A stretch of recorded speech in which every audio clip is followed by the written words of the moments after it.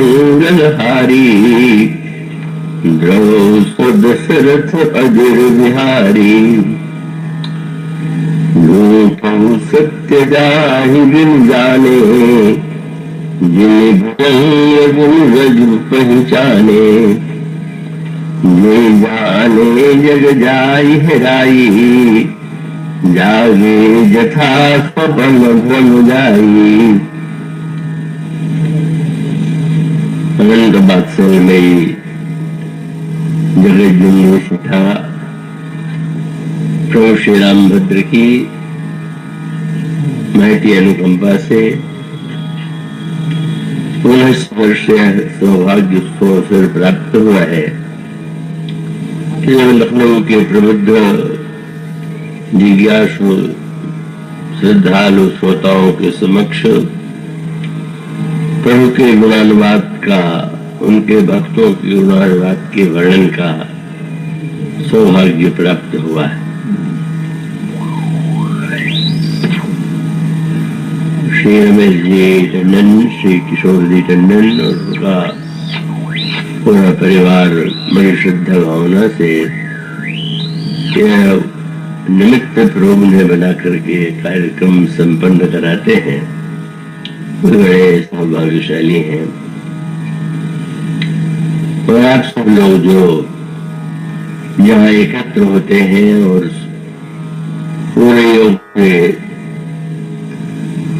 भगवत कथा श्रवण करते हैं, वे सब के सब धन्यवाद के पात्र हैं। प्रसंग के विषय में श्री किशोर जी टंडन का यह आग्रह था। उन्होंने जो एक निमंत्रण पत्रिका भेजी है, उसके प्रथम पृष्ठ पर भगवान राम का चित्र है। तो उनका यह आग्रह था कि क्यों न इस बार भगवान राम के चरित्र, भगवान राम के गुण, भगवान राम के स्वरूप, इस संदर्भ में कुछ कहा जाए। तो ये तो ऐसा विलक्षण प्रसंग है, अनंत आकाश में उड़ना तो, उसको पार पाना तो किसी के लिए संभव नहीं है। फिर भी तुम्हें याद खगम सुख पर्यंता, न उड़ा ही नहीं पाओ ही अंता। आकाश में मच्छर से लेकर के गरुड़ तक अपनी अपनी शक्ति के अनुकूल चलते हुए उड़ते हुए भी उसका आकाश का अंत नहीं पा सकते। तो प्रभु श्री राम का चरित्र तो अनंत है, अनंत गुण है। फिर भी उनके चरित्र का किंचित अंश, किंचित उसका स्वरूप तत्व क्या है, इसे समझ लेना बड़ा उपयोगी है। मैं आशा है कि आप अपने को थोड़ा अधिक एकाग्र रखेंगे, क्योंकि जो रखा जाना है उसके लिए ये जो श्री राम का दिव्य चरित्र है, ये तो प्रारंभिक इतिहास को यदि आप देखें तो विभिन्न संस्कृत भाषा में, प्राकृत भाषा में, और ऐसी कोई विधा नहीं होगी कि जिसमें भगवान श्री राम का चरित्र न प्रस्तुत किया गया। और सचमुच ये विचार करके देखें तो आज यद्यपि युग परिवर्तित है, पर जब चलचित्रों में भी श्री रामायण के रूप में बार बार अनेक रूपों में श्री राम का चरित्र प्रस्तुत किया जाता है, तो इसका अर्थ यह है कि श्री राम हमारे अंतर जीवन में, हमारे समाज में, हमारे हृदय में इतने प्रतिष्ठित हैं कि उनके विषय में बार बार कहते, सुनते, विचार करते हुए भी व्यक्ति को तृप्त नहीं होती। इसको लेकर संस्कृत में एक बड़ी साहित्यिक उक्ति है अगर किसी बात को बार बार दोहराया जाए तो उसके लिए संस्कृत में एक शब्द है पुनरुक्ति। तो पुनरुक्ति को काव्य का दोष मानते हैं और इसका अभिप्राय है कि दूसरे के पास अगर कोई विषय नहीं है तो बार बार उसी को दोहरावेगा या एक ही शब्द बार बार उसके द्वारा काव्य में प्रस्तुत होंगे। तो जब किसी कवि से पूछा, लिखा, पता चला कि वो महाकाव्य की रचना कर रहे हैं, तो किसी ने पूछा आपके चरित्र के, आपके ग्रंथ के नायक कौन होंगे? तो कहा श्री राम। तो प्रश्न करने वाले ने बड़े व्यंग्य स्वर में कहा कि काव्य में पुनरुक्ति को दोष माना जाता है, आप लोग फिर वही श्री राम, उन्हीं राम को महानायक बना करके आप क्यों लिख रहे हैं? ये तो काव्य का दोष है। तो कवि ने जो उत्तर दिया वो उत्तर भी साहित्यिक है। उसने ये सफाई नहीं दिया कि ये दोष नहीं, उसने ये कहा हाँ प्रवृत्ति दोष तो है पर ये तो कवि का दोष नहीं है, मेरा दोष नहीं है। तब किसका दोष है? बोले तो श्री राम के गुणों का दोष है जो व्यक्ति को अपनी ओर बड़ा खींच लेते। सुक्ति नाम पात्र कवि तिलक मेषम करेताम कवि नाम को दोष सत्व गुण गणा नाम अवगुण। श्री राम के गुण ही ऐसे हैं कि व्यक्ति चाहे जिस रूप में हो वो आकृष्ट कर लेता है गुण अपनी ओर। इसलिए अगर मैं उनके विषय में लिखता हूं तो ये तो मेरा सौभाग्य है। और आप भी अनुभव करते होंगे, समाचार पत्रों का आज कितना प्रचार है, समाचार पत्र पढ़ने की कितनी व्यग्रता आप में रहती है। प्रातःकाल उठते ही सबसे पहले ध्यान आता है कि समाचार पत्र आया कि नहीं।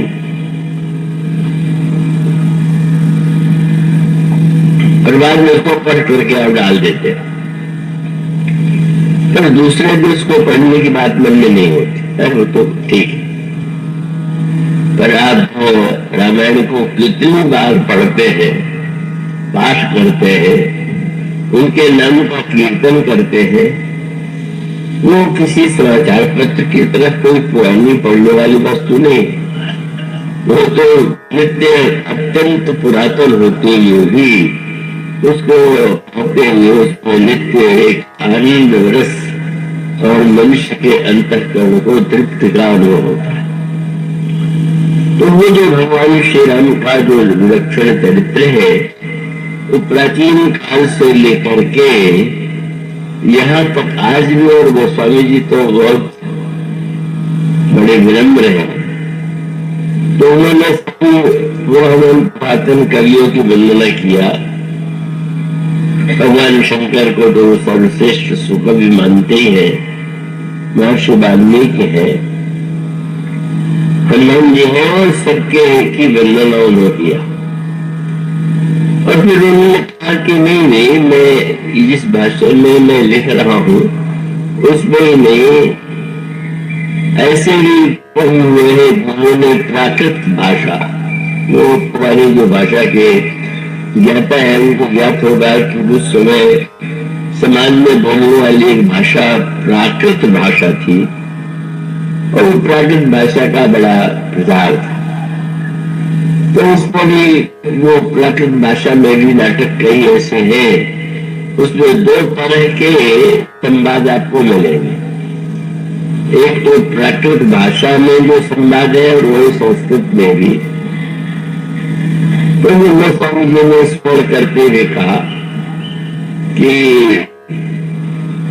ये जो उन्होंने जो भाषा में लिखा वो तो हमारे वंदनीय है ही, पर जे प्राकृत कवि पढ़ो से आने और भाषा जिन हरिचरित बखाने।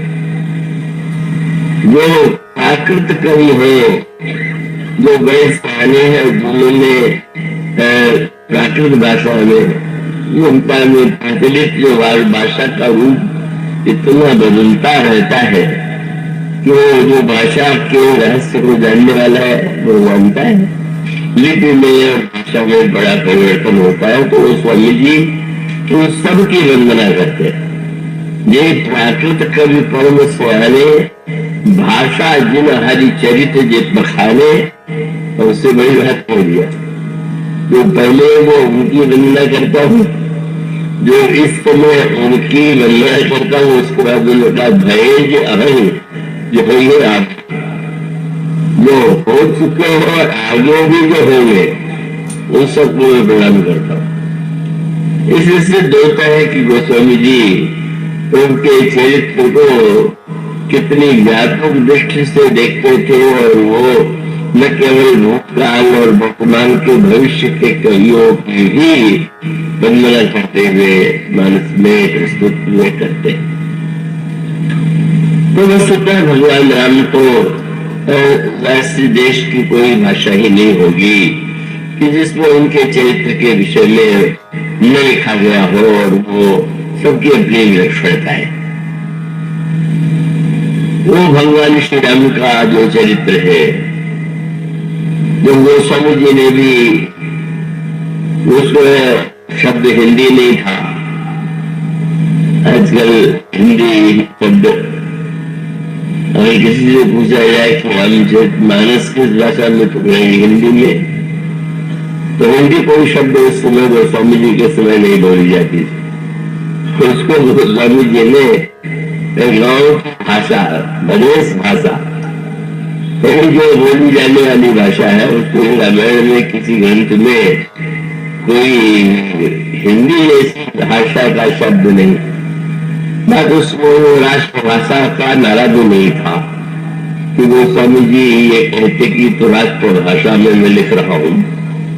उन्होंने यही कहा कि मैं तो वस्तुतः ये जो मैं भगवान का, किसी ने कहा कि उस समय भी भाषा को लेकर विरोध हुआ कि कहाँ देवताओं की वह दिव्य भाषा और कहाँ अपने गांव वालों की भाषा में लिख डाला। तो स्वामी जी ने कहा कि भाई तो श्री राम को मिलाने पर देवता से मनुष्य बन गए और अब भी आप चाहते हैं कि वो देव भाषा में बने रहे। तो उन्होंने उस समय जिस भाषा में लिखा हो तो इसकी भी चर्चा हुई। पर गोस्वामी जी बार बार इस बात की ओर संकेत करते हैं कि प्रभु की जो प्रभु की गाथा है वो तो जिस तरह से, जिस रूप में, जैसे भी, जिस भाषा में प्रस्तुत हो, वो जीव को धन्य बनाने वाली है। जिनने कहा राष्ट्र भाषा हिंदी है, तो मैंने कहा रामायण का ये वक्ता कौआ क्या वो भी राष्ट्र भाषा हो गई? तो देखा आपके नारे से प्रभावित नहीं थे क्या वो कहते कि मैं राष्ट्र भाषा में राम कथा सुना रहा हूँ और रावण भाषा, राष्ट्र भाषा हिंदी है। तो वो सभी कहते कि भाषा का क्या प्रश्न है, क्या भाषा का संस्कृत प्रेम चाहिए साथ, काम जो आप कामड़ी का लेकर एक मच।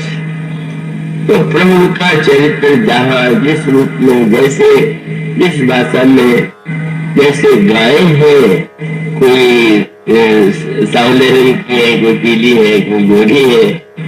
अब काले रंग की गाय को देख के कोई कहे कि हमको गाय का दूध भी पिएंगे तो सफेद रंग वाली गाय से पिएंगे, तो गोस्वामी के श्याम सुलभ भीषण आदि गोविंद करे सो पान गिरा ग्राम से राम जस राम ही सुने स्वराज।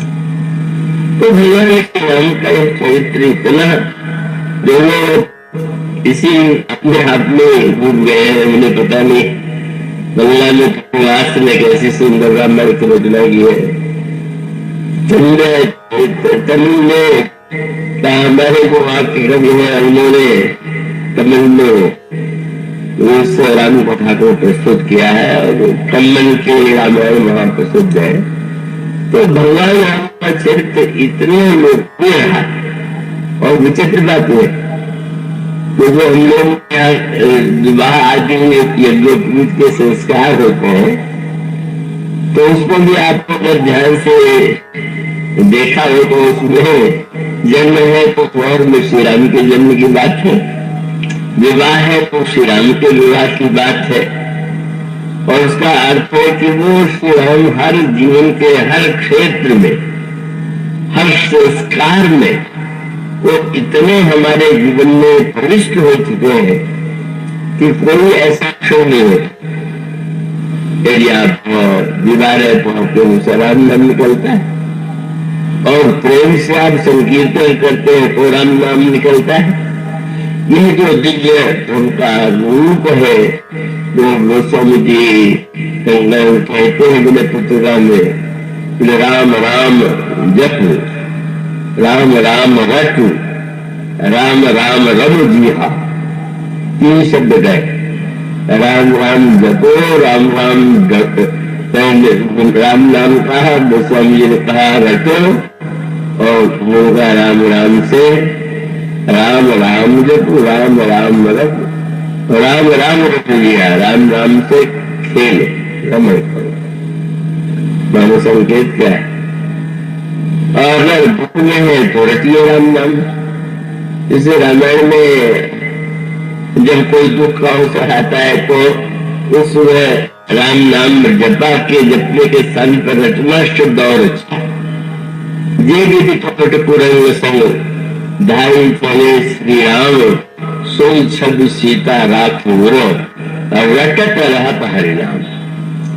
या दशरथ जी कहते तो राम राम रट विकल आलू, अगर रटिए तो राम राम रटिए, और बिल्कुल शांत हो तो राम राम जप। आप बैठ जाइए, शांत भाव से राम नाम जपिए, और मन में आनंद, होली है या फिर आनंद के अवसर है तो राम राम रम, रमुआ ने पीड़ा खेलिए। मानो दुख में, सुख में, शांति में अगर वह प्रिय नाम जो हमें आश्रय देता है, हमें धन्य बनाता है, वह राम नाम। तो ऐसा राम नाम को हमारे जीवन के हर क्षेत्र में, हर क्रियाकलाप में, दुख में, सुख में, जीवन में, और यहाँ तक कि जीवन के बाद मृत्यु में भी। गोस्वामी जी से किसी ने कहा तो उन्होंने एक कहा भाई राम नाम कोई अंत सबको है कांग्रेस, मैंने जीवन में गया तो राम नाम, जीवन में जाए तो राम नाम, अंत हो गया तो भी राम नाम। तो ऐसा यह जो दिव्य प्रभु का नाम है वो तो उनकी महिमा तो जो चुनी कही जाए, जिस रूप पर भी कही जाए वो तो थोड़ी नहीं, थोड़ी। तो इसलिए हम भगवान श्री राम के चरित्र के विषय में, उनके गुण और स्वरूप के विषय में जब कुछ कहेंगे तो प्रारंभ में थोड़ी भूमिका आपके सामने रखेंगे। तो ये भूमिका वो सूत्र होता है, मूल होता है कि जिसके आधार पर वो पूरे मानस की व्याख्या की गई। तो श्री रामायण में जो श्री राम है वैसे आज के जीवन में हर युग की समस्या अलग अलग होती है, मनस्थिति और सोचने का ढंग अलग अलग होता है। तो आज यदि प्रश्न किया जाता है तो श्री राम के चरित्र या क्रियाकलाप को लेकर के कि उन्होंने ऐसा कैसे किया। पर रामायण में इस प्रश्न का, ये जो रामायण का श्रीगणेश हुआ वो भी संशय से हुआ, पर वो संशय इस पुत्र को लेकर के था कि ये जो श्री राम है वो ईश्वर है कि मनुष्य है। ये उसका प्रश्न था। आज थोड़े ही लोग होंगे और अनेक लोग हैं जो उन्हें ईश्वर नहीं मानते, मनुष्य मानते हैं, और गोस्वामी जी को तो इसमें आपत्ति नहीं। किसी ने कहा कि राम को पूर्ण अवतार नहीं है, वो तो केवल 12 कला के अवतार है। तो उन्होंने कहा कि मेरे लिए वो कितने कला के हैं वो कोई प्रश्न नहीं है। जो जगदीश स्तोति भलो, जो महेश तो भाग, तुलसी चाहत जन्म भज रामचंद्र अनुराग। तो इसलिए वस्तुतः भगवान श्री राम के विषय में जो मूल प्रश्न था वो था कि राम ईश्वर है कि मनुष्य है।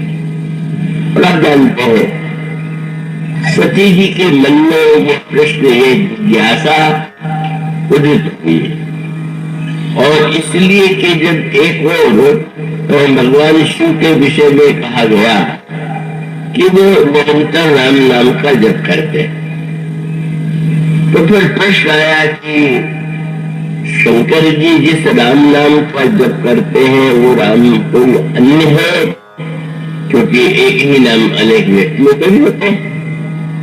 तो शंकर जी जिस राम का जप करते हैं वो राम वही है कि वो राम वस्तुतः कोई और ब्रह्म है? ये मूल प्रश्न था। तो उस प्रश्न को मूल बना करके राम का भगवान शंकर जो है समाधान देने का प्रयास करते हैं, और उसके पश्चात भी संतुष्ट नहीं हो पाती, और अगले जन्म में जब वो पार्वती के रूप में जन्म लेती है तो पुनः ये प्रश्न सामने रखते हैं, और तब भगवान शंकर उनकी व्याख्या करते हैं। तो अब रामायण में श्री राम के रूप को 3 भागों में बांटा गया है। आप कृपया बताएंगे नहीं कि कुछ ऐसी बात हो रही है थोड़ी समझते परे हो, तो ऐसा कुछ नहीं। आप सब बड़े बुद्धिमान है, और वो ये है राम के लिए एक शब्द आता है, आप उसको प्रार्थना में भी पढ़ते होंगे, ज्ञान गम्य जय रघुराई। फिर श्री राम आप ज्ञान के द्वारा ही जाने जा सकते हैं, ज्ञान गम्य।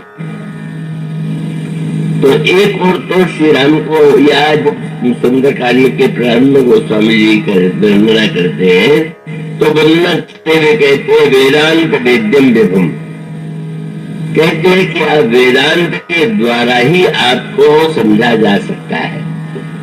तो ज्ञान गम्य जय रघुराई, वेदांत वेद्यम विभुम, और एक दूसरा शब्द और चुना गया कि जो श्री राम है मैं उसको थोड़ा अधिक नहीं विस्तार देना चाहूंगा कि श्री राम के संदर्भ में मूल प्रश्न को समझे बिना तुलसीदास के राम को आप पूरी तरह नहीं समझ सकते। तुलसीदास के श्री राम को समझने के लिए ये आवश्यक है कि वे जो मानते हैं, आप क्या मानते हैं आप मानने में स्वतंत्र है, पर गोस्वामी जी और रामायण का मूल दर्शन यह है, इसमें जिन श्री राम का वर्णन है वो श्री राम साक्षात भगवान, भगवान भाव के वशीभूत। और तीसरी ओर कहा गया कि चरित्र करत नर अनुहरत, भावात्मक रूप में जिन श्री राम की हम भावना करते हैं, आराधना करते हैं, और तत्व के रूप में जिन भगवान श्री राम की हम स्वरूप का ज्ञान प्राप्त करते हैं, और जिनकी चरित्र में घटित होने वाली घटनाओं को जीवन में उतारने की चेष्टा की जानी चाहिए, ये 3 पक्ष हुए। और इसको अगर 3 शब्द में कहूं तो कहूंगा कि राम ज्ञेय है और ध्येय है और अनुगमन करने योग्य। तो ज्ञेय ध्येय की बात आज कम होती है, चरित्र की बात होती है तो कोई चिंता नहीं, आप वो चरित्र को ले सकें तो भी ठीक है, पर आप पूरा उसका आनंद और सचमुच उसका लाभ तब ले सकेंगे जब श्री राम को 3 रूप में जाने। ज्ञानात्मक रूप में श्री राम कौन है, भावात्मक रूप में श्री राम कौन है, और जिन्हें मनुष्य के रूप में जिनके चरित्र के घटनाओं का वर्णन है वे श्री राम कौन है। ये तीनों एक दूसरे से जुड़े हुए हैं। और उसको एक शब्द कहा गया है, उसको और भी मैं दोहरा दूं, इन शब्दों को आप मूल्यवान समझ करके पकड़े रहेंगे। और शब्द है तत्व, और दूसरा शब्द है रुचि, और तीसरा शब्द है अनुकरणीय वंदनीय या उनके चरित्र का जो अनुमोदन करते हैं। अब उसको दृष्टांत के रूप में तत्व, रुचि और उसके साथ उसके व्यवहार के संदर्भ को हम अगर समझाना चाहे तो आप एक दृष्टांत के द्वारा वो समझना सरल होगा। जैसे जिन आभूषणों को देवियां धारण करती हैं, महिलाएं धारण करती हैं, और जिन आभूषणों के प्रति बड़ा आकर्षण है, उसको पाने और लेने की बड़ी आकांक्षा है। अब ये आभूषण के 3 रूप है और वो तीनों एक दूसरे से जुड़े हुए। का पहला तो यह है कि जो आभूषण के रूप में जिस गहनों को आप देखते हैं तो आप नाम नहीं लेंगे कि ये गहने का नाम लेंगे, हार चाहिए या कंकड़ चाहिए या नाम लेंगे।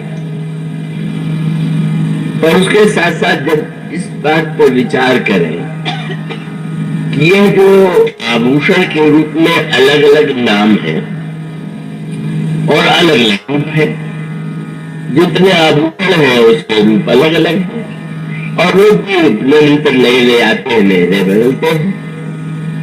और दूसरी ओर जब इन आभूषणों के नाम और रूप को देखे तो आनंद आता है, और आनंद तो आता है कि व्यक्ति उसको धारण करने वाला कैसा है, वो चाहता है कि ये चाहिए हमें। पर अगर कोई व्यक्ति दूसरी दृष्टि से विचार करे तो वस्तुतः आभूषण का तत्व क्या है? तत्व माने ये जो वेद रूप रंग के आभूषण दिखते हुए दिखाई देते हैं, मूलतः क्या है? और तब उसका मूल को सोना है, सोना तत्व है, और आभूषण जो है भाव है, रुचि है, और उसको धारण करने वाला बड़ी मीठी बात है। वस्तुतः ये जो बेचने वाला है लाभ में क्यों रहता है? कि उसकी दृष्टि तत्व परख है। आप लेने जाइए तो वो जानता है कि मैं सोना बेच रहा हूं, पर उसे पता है कि तो गहना लेने आया है, तो वो सोने का भी दाम लेगा और गहने का भी दाम लेगा, इतनी बनवाई और बेचिए। और जब बेचने जाइए तो कहेगा बनवाई तो काट ही लेंगे, अब वो तो थोड़ी सी और उसको कमी ला देंगे, क्योंकि उसकी दृष्टि आप कहिए कि मैंने तो इतने में खरीदा था, ये कितना सुंदर है, तो हाँ वो ठीक है, वो आपको गहना ले गए तो हम सोना बेचते। तो शराब हमेशा बेचे तो लाभ में, वापस जाइए तो लाभ में, क्योंकि उसकी जो दृष्टि है वो स्वर्ण धातु की ओर है। उसके लिए प्रश्न नहीं है कि आप उसको कितना बड़े आदर से और प्रेम से धारण करते हैं। तो जंग में कहते हैं ना कि किसी ने गणेश जी की मूर्ति बनवाई और एक सोने की गणेश सोने का एक चूहा बना दिया, और संजय उसको दोनों का मूल्य, दोनों का क्या जो बोझ था तो बराबर, और जब बेचने गया उसको दोनों का दाम बराबर बता दिया तो दोनों खड़ा हुआ, तुम कैसे आदमी गणेश और चूहे का एक दाम लगा रहे हो? कहा गणेश जी, कहा चूहा।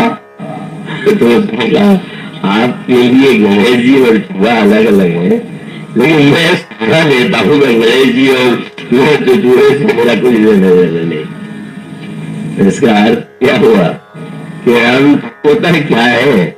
वो स्वर्ण है। और उसके पश्चात राम का जो एक दिव्य रूप, तो मनो नाना प्रकार के गहने और कितने से सुंदर, और जो रमणा कलाकार है वो तो बढ़िया आभूषण बना दे रहा है, और आनंद आता है देख करके। ये आभूषण जो है रूप है, तत्व सोना और रुचि आभूषण। तो उसके बाद आभूषण तो सुंदर बन गया, पर धारण करने वाला कौन है? और धारण करने वाला इतना कुरूप है कि वो आभूषण तो सुंदर न लगे बल्कि आभूषण कुरूप लगने लगे। तो फिर तो बड़ी समस्या आ गई। तो इसका अर्थ है कि आभूषण भी सुंदर हो और धारण करने वाला भी। ये उस अर्थ में बिल्कुल न लीजिएगा, मैं कोई स्वरूप कुरूप की व्याख्या नहीं कर रहा, इसका अभिप्राय हुआ कि सचमुच एक सुंदर शरीर पर जब आभूषण होता है तो कितना सुंदर लगता है। तो ये तीन वस्तु है, एक तो तत्व, दूसरा रुचि, और तीसरा उसका उपयोग करने वाला। तो साहित्य में नेत्रों के सौंदर्य के संदर्भ में मान्यता प्रचलित है कि आंखें बड़ी होना सुंदरता का लक्षण है, ऐसा मान के चले। लेकिन हम पत्नियों ने तो उसको नहीं छोड़ा। कबीर रांची से किसी ने, बिहारी कबीर बड़े प्रसिद्ध है हिंदी में, उनसे किसी ने कहा कि किसी का नाम लेकर के कि वो युवती की आंखें तो बहुत बड़ी, तो क्या बहुत बड़ी आंखें तो बहुतों की होती है। अनियारे तीरथ दृगनी कीटी में पौन समान, बड़ी आंखें तो बहुतों की है, पर आंखें बड़ी बड़ी होने से क्या होगा। तब बोले वह चितवन और कछु जा बस हो सुजान, आंखें बड़ी है देखना आता नहीं, तो फिर वो आपका वो सौंदर्य वो प्रभाव नहीं डाल पाएगा जो कि देखने की कला। ये देखना जो है एक उसकी एक कला है। और कबीर राज को बड़े अक्षर भाषा में बोलने वाले थे। उनसे किसी ने कहा कि महाराज जी बताइए कोई सुंदर युवती हो और आंखों काजल लगाया जाए। काजल को भी एक बड़ा श्रृंगार और सुंदरता का लक्षण मानते।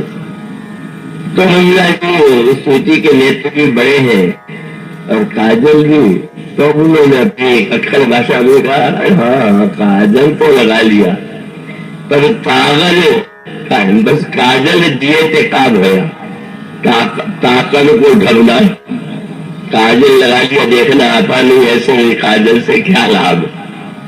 वस्तुतः श्याम तत्वता क्या है, भक्तों में उन्होंने किसी रुचि के दृष्टि से देखा और क्या रूप दिया, वो कलाकार है। ये भक्त ही वो कलाकार है जो तत्वता ब्रह्म को एक नया रूप दे देते। और श्री राम के आभूषणों के आप जैसे कहे कि आभूषण को रूप बोलते रहते हैं, कई लोग कहा करते हैं उस रामायण में लिखा है, इस रामायण में लिखा हुआ है, तो क्या आश्चर्य। आभूषण को आप 1000 तरह बनाइए, 1000 तरह बन जाएगा, पर चाहे जैसा बना दीजिए आप पर निर्भर है, आपकी कला पर निर्भर है। और वो बनाने के बाद जितना सुंदर बन जाए, हीरा है, बड़ा मूल्यवान है, सब कुछ है, पर कटाई का बहुत बड़ा मूल्य है। कैसा कितने काटा, अनेक विश्व में स्थान प्रसिद्ध है जहाँ पर हीरे की खराब या कटाई। इसका अभिप्राय कि वस्तुतः भगवान ये मनुष्य का जो के साथ तो सीमाएं और ईश्वर के साथ असीम। आप अपना चित्र लेंगे तो मिला के देखेंगे, पसंद होंगे क्या है तो मेरे चित्र है। लेकिन आप भगवान के जिस मंदिर में जाते हैं वहां भगवान की मूर्ति अलग अलग। क्या आप जाकर के कभी पूछते हैं कौन असली कौन नकली भगवान?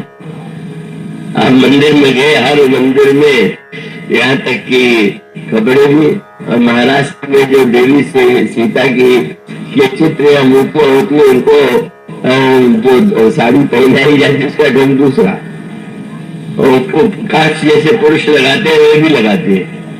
अब आप कहें कि वो ये सही कि वो सही, कुछ नहीं, वो तो जिसने जैसा चाहा। रुचि कैसी आपकी है, आप जिस देश के, जिस प्रांत के, जिस भाषा के, जिस भावना के, आप वैसा उनको रूप दे देते। स्वयं नहीं पाता। ये कानपुर में एक चित्रकार आए तो दूसरे सज्जन जो लाए थे बड़ी प्रशंसा करने लगे, कहने लगे इनके चित्र तो बड़े अद्भुत होते, बहुत बड़े कलाकार हैं। मेरे सचिव मैथिली शरण जी को इच्छा हुई कि बड़ा चित्र बनवाए और अपने यहाँ संस्थान का जहाँ के है वहां लगाने, ऐसी भावना थी। उन्होंने जो मांगा अच्छी राशि दे भी दिया। अब जब बन करके आया तो परेशान, जो देख रहा था वही पहचान नहीं पा रहा था ये चित्र किसका है, और ये और भी परेशान कि इतना देने के बाद भी तो पहचान में नहीं आए। उन्होंने कहा घबराने की कोई बात नहीं, पहले ही कहा गया था कि इनका चित्र अध्ययन का विषय है, देखने का विषय नहीं, इसलिए आप देखिए मत। तो भाई महर्षि के साथ तो समस्या, पर ईश्वर के साथ वो तो गोस्वामी जी कहते हैं, भक्तों ने कहा, बिहारी ने भी यही कहा, अरे भाई ये जो ईश्वर का चित्र है वो तो वो कहते हैं लिखन जाकी सभी गही गही गर्भ गरूर कहते भवन जगत के चतुर चितेरे को। इतने चित्रकार आए और उन्होंने श्री राम का चित्र बनाया, अंकित किया, लेकिन वो कहाँ उसका, वो स्वामी जी ने जिन श्री राम को बनाया वो हमको सचमुच ऐसा लगता है, मुझे लगता होगा, बहुतों को लगता है, क्यों तो उनकी तो अद्भुत कला, अद्भुत छटा है। उसका मूल तत्व क्या है, आप जरा गहराई से विचार करके देखें। एक तो आपके पास बुद्धि तत्व है और दूसरे आपका हृदय है जिसमें भावना की प्रधानता है, और तीसरी ओर आपका शरीर है। और तीनों में अगर कार्पण्य वो बना रहे तो बने रहने के बाद आपको जीवन में एक संतुलन प्राप्त होगा। और उसका अभिप्राय क्या है? इसका अभिप्राय यह है कि मस्तिष्क की तृप्ति का एक अलग रूप, भावना की रसानुभूति का एक भिन्न रूप, और जो सामाजिक मान्यताएं हैं और जो चरित्र है उसका एक अलग रूप, और इन तीनों का बड़ा महत्व है। और इन तीनों के महत्व में इसीलिए श्री सती जी पार्वती जी के रूप में जन्म लेती है और भगवान शंकर से प्रश्न करते हैं, तो प्रारंभ कहाँ से करते हैं? प्रारंभ में कहा, महाराज आप, मैं ये जिज्ञासा कर रही हूँ कि निर्गुण को सगुण क्यों बनना पड़ता है, एक प्रश्न किया। और फिर भगवान के चरित्र के विषय में प्रश्न किया, कैसे दशरथ के पुत्र बने, कैसे जनकपुर में विवाह हुआ, कैसे चित्रकूट गए, कैसे लंका में युद्ध किया, कैसे राम राज्य बना। पर इसके साथ साथ कहने के बाद वे कहते हैं, पूर्ण प्रभु कहु सो तत्व बखानी, जिन विज्ञान मगन मिल ज्ञानी। ये जो श्री राम का तत्व है का वो क्या है, आप ये भी कृपा करके बतावे। तो इसका अभिप्राय कि अगर आप तीनों जान ले, तत्व भी जान ले, रुचि भी जान ले और उसका उपयोग जान ले, तो आपको बड़ा लाभ होगा। आपको अगर ये पता चल गया कि ये सोना है तो आपको तत्व का ज्ञान हो गया। और आपकी रुचि का, आपकी रुचि तो अलग अलग होती है, आभूषण में अच्छाई और बुराई तो रुचि पर निर्भर है। आपकी रुचि की तृप्ति हो गई, पर रुचि के बाद भी व्यवहार की समस्या तो बनी रहेगी, चाहे सब सोना हो, चाहे सब में आभूषण की कला हो, लेकिन आपको तो हाथ का गहना हाथों में पहनना पड़ेगा, पैर में नहीं, क्योंकि व्यवहार की समस्या दूसरी। व्यवहार में तो वही आपको वही उसको रखना है, पहनना है जहाँ के लिए बना। गले के लिए बना है तो वे नहीं कहेंगे अरे सोना है भी तो है, इसको क्या गले के हम पैर में पहन ले। तो आपका तत्व ज्ञान तो लोग हंसेंगे, क्या पागल है, कहाँ पर। इसका अभिप्राय है कि तीन रूपों में आप श्री राम को जान लीजिए। श्री राम तत्व क्या है, श्री राम की रुचि क्या है, जिसको भक्तों ने, ज्ञानियों ने को प्रधानता दिया और भक्तों ने रुचि को प्रधानता दिया, और समाज के लिए वो उनका जो चरित्र है वो उसके उपयोग की बात है कि वो अपने संदर्भ में उस चरित्र का उपयोग करते हैं। एक ये पहले जब कोई व्यक्ति समझ ले तो तुलसीदास जी के श्री राम को और उनकी दृष्टि को समझना सरल है। इसलिए आगे प्रारंभ से मैं आशा करता हूँ कि आपकी दृष्टि में ये बात अच्छी तरह से आ गई है। आप यही रुचि और तत्व का भेद। आप भोजन बनाते हैं, उसमें भी आपके भोजन की वस्तु का महत्व नहीं, आपकी रुचि का महत्व। आपको कौन सी वस्तु रुचिकर है और तरह की चाहते हैं तो उसका संबंध आपके विवाह से, उसका कोई तत्व ज्ञान से संबंध तो नहीं। इसलिए इसका अभिप्राय है कि तत्व ज्ञान के द्वारा हमारे मस्तिष्क को और रुचि के द्वारा हमारे हृदय और भावना को और चरित्र के द्वारा हमको व्यवहारिक पक्ष का ज्ञान होता है। तो भगवान श्री राम के संदर्भ में इसलिए आप देखेंगे हमको गोस्वामी जी अपने ढंग से रखते हैं। और वो रामायण आनंद यही है कि आप बहुत चाहे तो केवल कहानी के रूप में पढ़ लीजिए, आप चाहे तो आप रामलीला में कितने ये होते हैं, कितना आनंद आता है। और वाले पर देखिए आनंद सबको समान को नहीं आता है, कितना बच्चे आनंदित होते हैं। तो बच्चों से लेकर के बड़े से बड़े विज्ञानी और विद्वान तत्वज्ञ को भी यदि श्री राम आप कुछ कर पाते हैं तो उसका तात्पर्य उसको प्रकट करने के लिए वो स्वामी जी ने 2 पात्रों का चुनाव किया। तो इसे आइए श्री राम पर विचार करें। पहली बात यह है कि ये बताया गया कि रावण के अत्याचार से समाज यद्यपि संत्रस्त था तो रावण के सामने टिकने की शक्ति किसी में नहीं थी। रावण बड़ा विद्वान था, बड़ा योग साधना संपन्न था और सशस्त्र का ज्ञान था और उस दृष्टि से उसके द्वारा उसके सामने कोई और वो अपनी समस्त शक्तियों का सदुपयोग न करके दुरुपयोग करता है।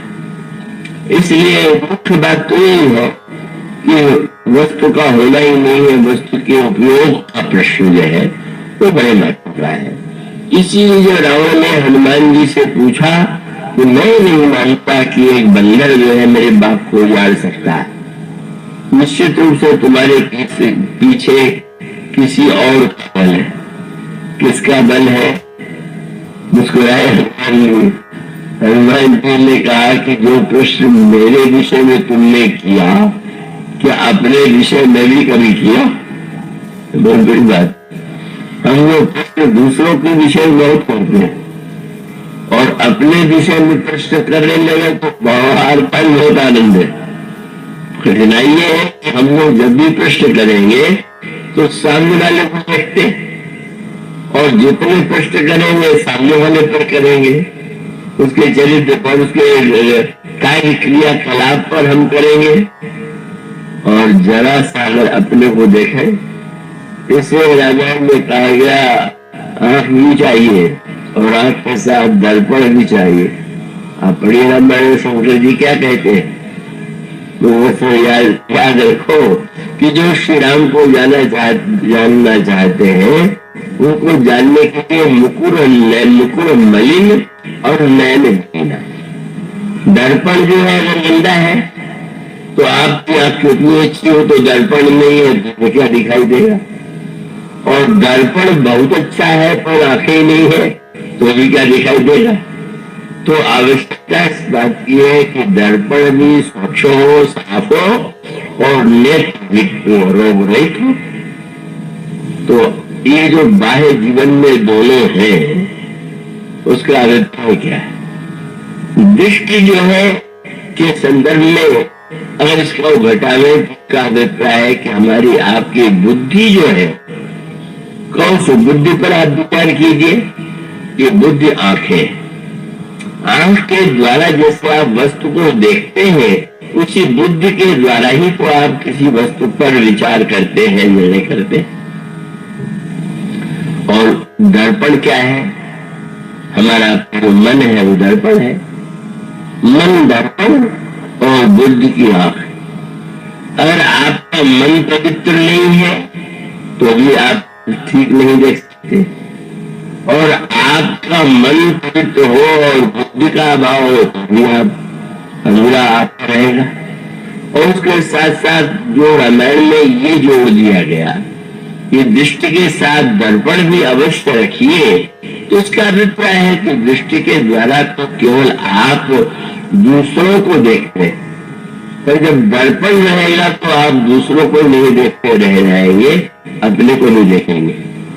अगर ये अभ्यास व्यक्ति को पड़ जाए कि दूसरों को मत देखते रहिए, आप भी तो देखिए, अपने को देखिए।